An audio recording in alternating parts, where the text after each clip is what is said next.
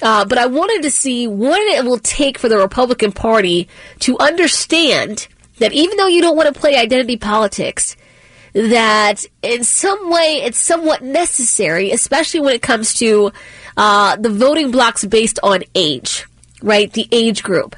And so I'm happy to be joined this morning by Brilyn Hollyhand. First of all, Brilyn, thank you so much for making time. I know you have a very busy schedule. Kimberly, good morning. Happy Monday. Thank you so much for having me on. It's an honor to be here. I'm glad to make it work. Yeah, no, we're happy. You're a co-chair on the RNC Youth Advisory Council. Before we get into this, just let us know, what is this advisory council doing at this very moment? And when did you launch this?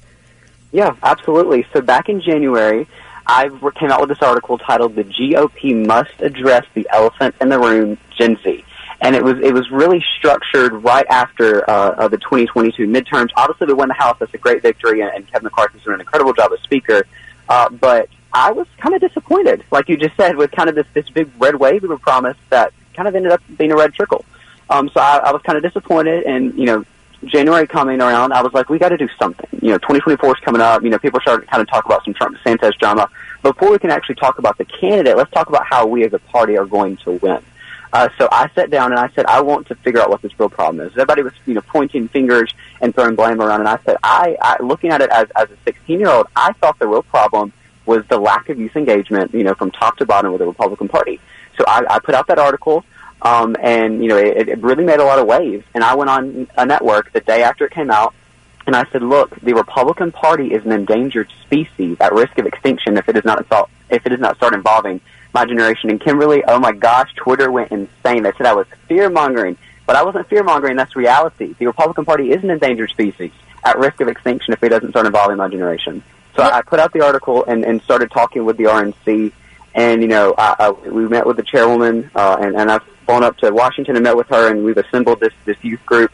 And I'm so excited. We officially launched it last week. Myself and somebody I know you're also familiar with, my friend C.J. Pearson, will be co-chairing this Republican National Committee Youth Advisory Council. We're so excited, and we're really trying to make sure that we win the youth vote and win the election in 2024. Oh, I love CJ. I had no idea he was on the council. I know he did a lot of work for Vernon Jones and others.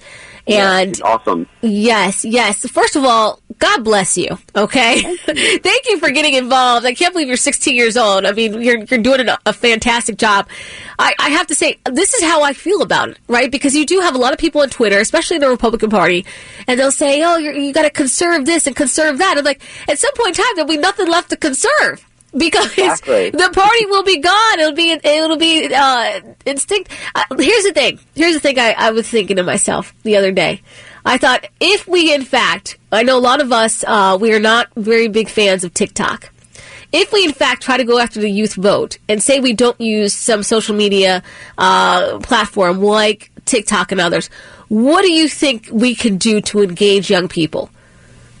Well, let me talk about TikTok first, and then I'll get into some more strategy. I did a Fox News hit last Monday, or maybe 2 Mondays ago, and they asked me about this TikTok question. And I sat there and thought about it for a second, because I really haven't talked about it too much. And this is kind of the answer I gave on national TV, and I'll give it to you here again this morning, Kimberly. I do believe that there's security risks with TikTok. I think that we need to address that, and it is something that is actively being discussed in Washington, D.C.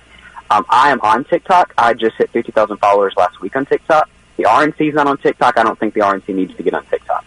But I've been on TikTok for a few years, since before we even knew about some of these security issues. And TikTok is where my generation is. And so you've seen these DNC TikTokers in the past few weeks, that I made fun of it a little bit ago, putting out kind of these cringeworthy videos. But in those cringy videos, as cringy as their dancing or moves might be, they're putting out DNC propaganda that the DNC emails them out in a talking points memo. I've seen these talking points memos. So they're getting their message out on that platform. So say we leave, say all the conservatives just boycott TikTok, well, then it's just going to be that DNC propaganda. So you've got my generation who's not necessarily politically involved or politically active. They don't know what's going on in the country. They just are being fed these DNC TikTokers, talking points and these trendy little videos. Like, oh my gosh, this is true. So if we boycott the app right now before the election, then it's just going to be the left on there. But talking more about strategy, like I just said, to win the youth vote in 2024, we have to reach youth voters where they are, and you know better than anybody, that is online. We have to step up our game on social media. The left does it. We have to do it better. We know that we're better at memeing than them, whether that is putting out memes, whether that is making great content and videos. I mean, Instagram's got a great alternative to TikTok with their Reels. We have to be fighting this battle on social media, and you know that better than anybody. Yeah, and if you're just joining us, we're being joined by Brilyn Hollyhand. Yeah, Brilyn, I agree with you 100%. But then, when I talk about some of these social media platforms, or I talk about, doing things that, are just a little bit different, do you think maybe it's, and I don't want to speak for everyone, do you think maybe the Republican Party has a problem with change? Because I do feel like we're not changing with the times as quick as the Democrat Party. Oh, I absolutely agree. I mean, it's embarrassing that this is the first time that we're even talking about a youth council. I quote in my article back in January, I believe it was 2003 or 2005, that the DNC started their youth council. So, after her reelection, when I started meeting with the chairwoman and, kind of pitched this idea of youth council, she was all in for it. And then I told her that, the DNC has been doing this since, like over 20 years ago. And she's like, oh my gosh, why haven't we done this? It's past time for the party to start focusing on, the youth vote. So definitely, I mean, obviously the Republican Party is not famously the party that loves change the most. But what I have liked is when meeting with Chairwoman Daniel, is that she's open to this. We had a big meeting probably a month or two ago. I flew up to D.C. over my spring break. I was down at the beach with my family, but thought it'd be worthy to fly out for a day or two to D.C. And it really was worth it. We sat there for probably 3 hours.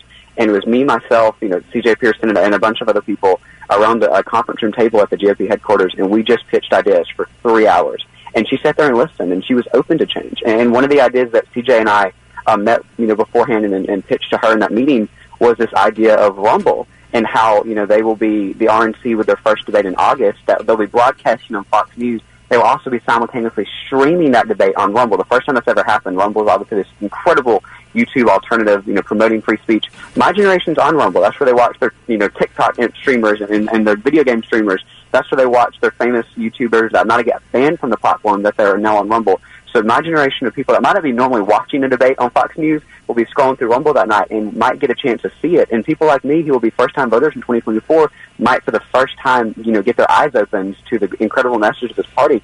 And we might win some voters over that night. So I'm really excited about the change of this that is starting to happen. That is amazing. Brilyn, you know what's also amazing? That you had this meeting with Chairwoman Ronna McDaniel, because I wasn't quite sure, if she was going to change direction coming up in 2024. I wasn't sure because, like you said, if we just leave it on the table, then yes, it's being left on the table, right? Trying to garner the youth vote on TikTok and other things.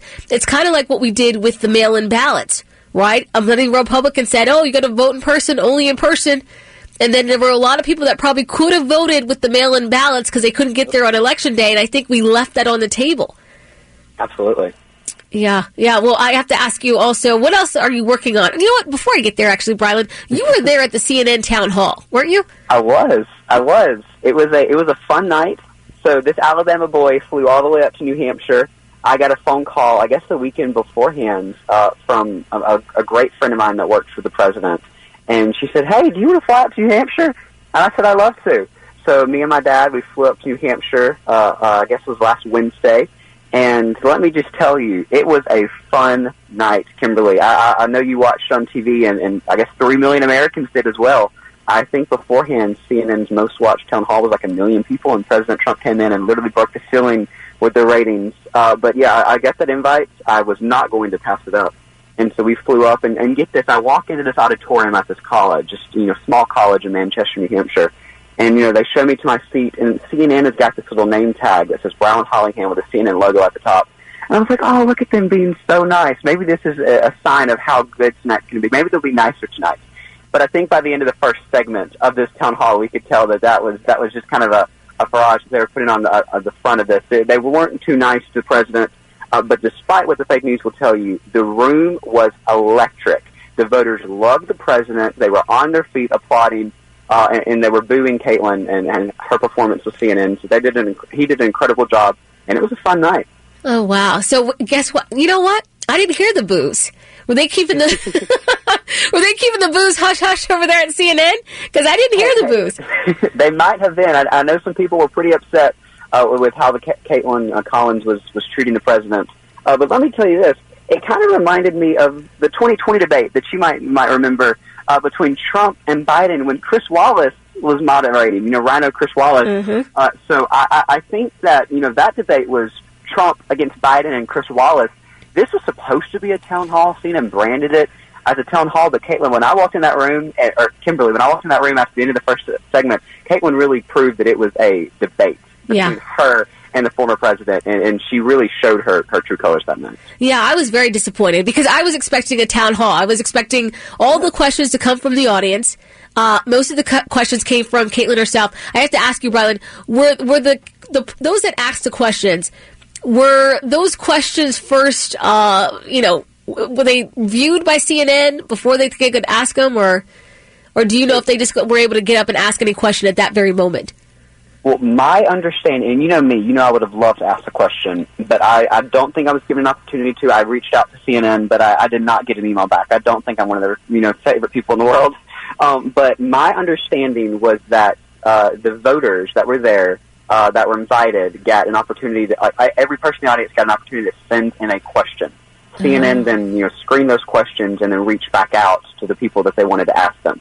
So, when you're sitting there in the audience and it's time for your turn to ask a question, they would walk up to you and hand you your question kind of written out on a note card, and you would stand in the aisle and read that question. So the questions were definitely screened by CNN because they printed them out and handed them to the voters. Interesting. So just like our White House press secretary, Karine Jean-Pierre. Exactly.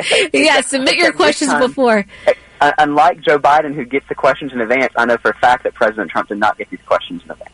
Oh, wow. Well, Brilyn, I really appreciate you giving us an insight. Brilyn Hollyhand, let us know, how can people follow you, and then how can people support you in what you're doing?